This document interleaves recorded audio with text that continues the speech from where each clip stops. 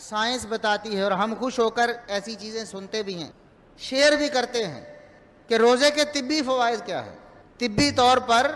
انسان جسمانی طور پر بھی فٹ ہو جاتا ہے، اس کا وزن کم ہو جاتا ہے، اس کا بلڈ پریشر نارمل ہو جاتا ہے، یا دیگر جو فوائد ہیں، شوگر کے حوالے سے بھی فوائد ہیں۔ لیکن کہیں ایسا نہ ہو کہ ہم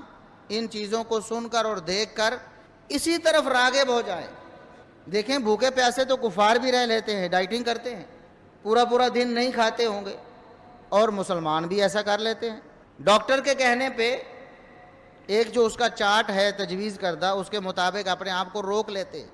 یہ بھی نہیں کھانا، یہ بھی نہیں کھانا، اور اتنی دیر بعد کھانا ہے، اور اتنا کو کھانا ہے، بس اتنے گرام کھانا ہے، اتنی کیلوریز لینی ہے، اور بس اس سے زیادہ نہیں کھانا۔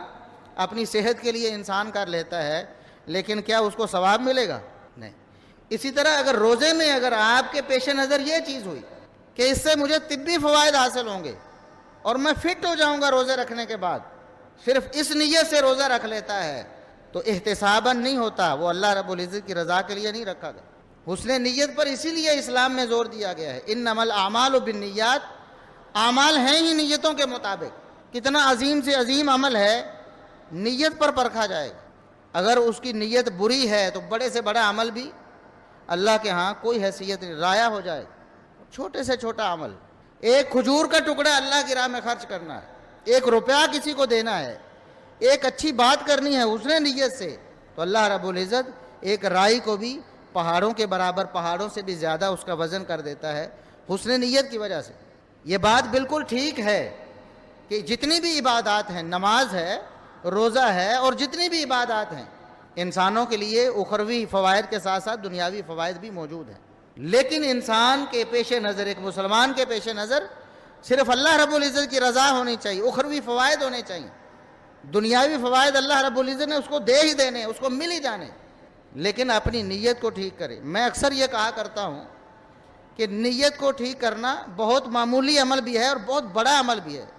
سب سے آسان بھی ہے اور سب سے مشکل بھی ہے۔ ایک ہی صف میں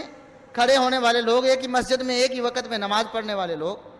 سب گھر سے آئے ہیں، سب نے وقت نکالا ہے، ایک ہی طرح کا وقت دے رہے ہیں، ایک ہی ماحول میں کھڑے ہیں، ایک ہی جگہ پر، ایک ہی امام کے پیچھے، ایک ہی طرح کی نماز، ایک ہی طرح کا طریقہ ہے، لیکن کوئی اللہ رب العزت کو راضی کر کے چلا جاتا ہے، اس کی نجات کا سبب بن جاتی ہے نماز، اور کسی کے لیے قیامت کے دن پھندہ بن جائے گی یہ نماز۔ کس لیے آئے تھے؟ اس لیے کہ لوگ کہیں نمازی ہے، میں مسجد میں نہیں جاؤں گا، لوگ کیا کہیں گے، حاجی صاحب نماز کے لیے نہیں آئے۔ اس کو یہ چیز اٹھا کے مسجد میں لے آتی ہے تو اللہ رب العزت کے ہاں اس کا کوئی اجر نہیں۔ اگر وہ شخص آتا ہے، اس کی نیت یہ ہے، بس یہی آ بھی رہا ہے، وہی کام سارے کرنے ہیں، لیکن نیت کی سوئی کو درست کر رہا ہے، زاویہ درست کر لینا ہے، میں اللہ کی رضا کے لیے، اللہ کے فریضے کو ادا کرنے کے لیے مسجد میں جا رہا ہوں، میں نے اپنے گناہوں کو معاف کروانا ہے، میں نے جہنم سے بچنا ہے، میں نے اللہ سے جنت کو حاصل کرنا ہے، وہی نماز ہے اس کے لیے نجات کا سبب بن جائے۔ تو روزہ سب نے رکھنا ہے، بھوکے پیاسے سب نے رہنا ہے، سحری افطاری کا وقت سب کا یکساں ہے، کھانے پینے کے معاملات سب کے یکساں ہیں، لیکن اللہ رب العزت کے ہاں روزے کا اجر کسے ملنے والا ہے، گناہ کس کے معاف ہونے والے ہیں؟ جو ایمان کے ساتھ ساتھ حسن نیت کو بھی اپنے دھیان میں رکھے گا کہ کہیں میری نیت بھٹک نہ جائے، میری نیت خراب نہ ہو جائے کسی بھی مرحلے پر، کسی بھی موقع پر۔ تو 2 شرطیں، ایمان اور حسن نیت